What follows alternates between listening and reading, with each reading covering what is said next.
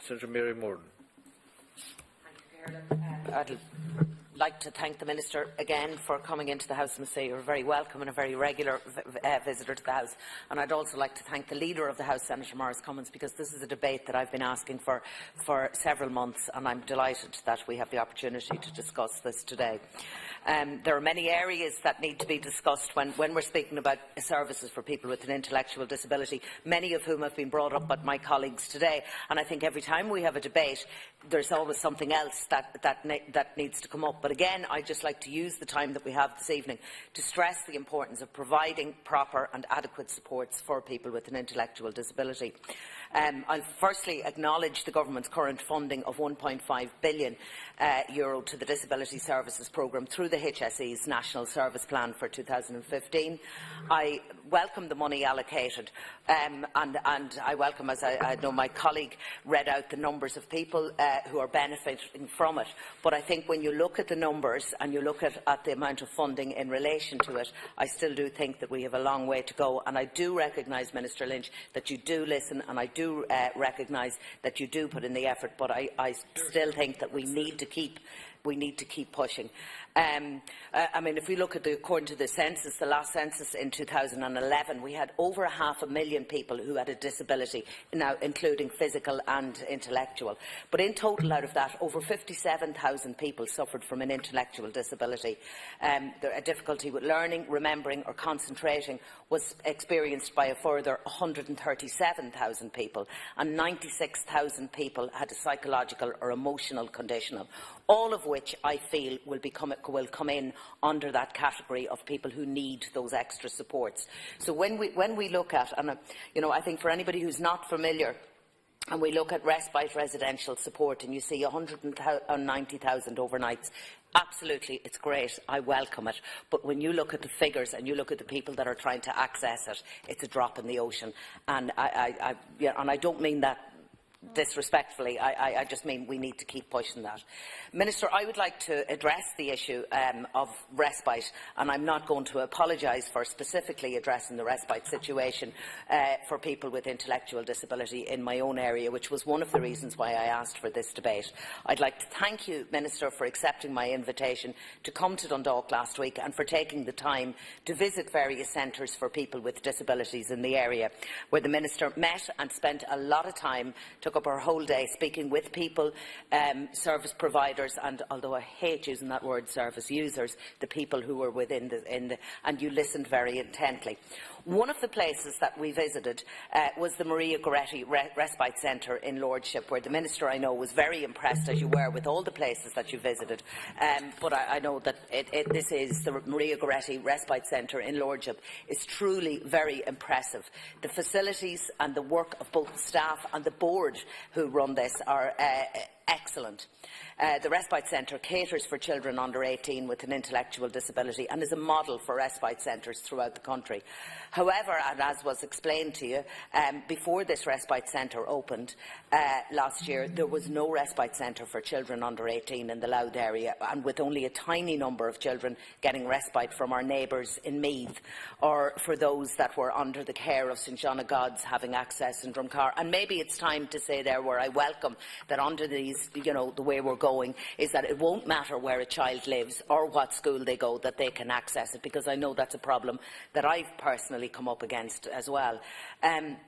But this respite centre that I mentioned is only up and running thanks to the dedication and financial support and forward vision of one family in the area and their work with members in the community. And I must pay credit as well to the HSE who fund this, and the rehab care who manage the centre. Minister, there are reports on progress on facilities, but the proof of the success is when you hear from the people who are directly involved. And last week, when you were there, you heard from parents just how vital respite services are to get a night's sleep, to give time to other members of a family, or simply to have time, as one mother said, to have a cup of tea in peace. At the moment, the respite service is not being used to full capacity, and I'm again asking today, Minister, that priority in funding be allocated when budget funding is being discussed for centres like Maria Goretti Centre in Lordship, so that they can be used for their full potential. I think there are too good a service not to be there, and I would love to see it rolled out all over the country. And that brings me to the subject of adult respite, and again I'm speaking on my own experiences and for my own area here. At present, I'm currently the secretary of a group called Dundalk Parents and Friends of People with an Intellectual Disability. Just the other night, I was actually writing up notes from a recent meeting, and I came across minutes from a meeting that was held in 1994. The previous secretary held fantastic minutes. I'm telling you, the minutes recorded here recorded an urgent need for a respite house for adults in County Louth. And to be honest, when I looked at it, at the minutes from our last meeting in 2015, not a whole lot had changed in our own specific area in Louth. Recently, as I made the Minister aware, the local St John of God's Respite Centre closed its doors for 5 weeks to provide upskilling and training. And as one of my colleagues mentioned about, is it in preparation, or, HIC were coming in, and there were rumours abounded about whether they had been in or they hadn't been in, or whatever.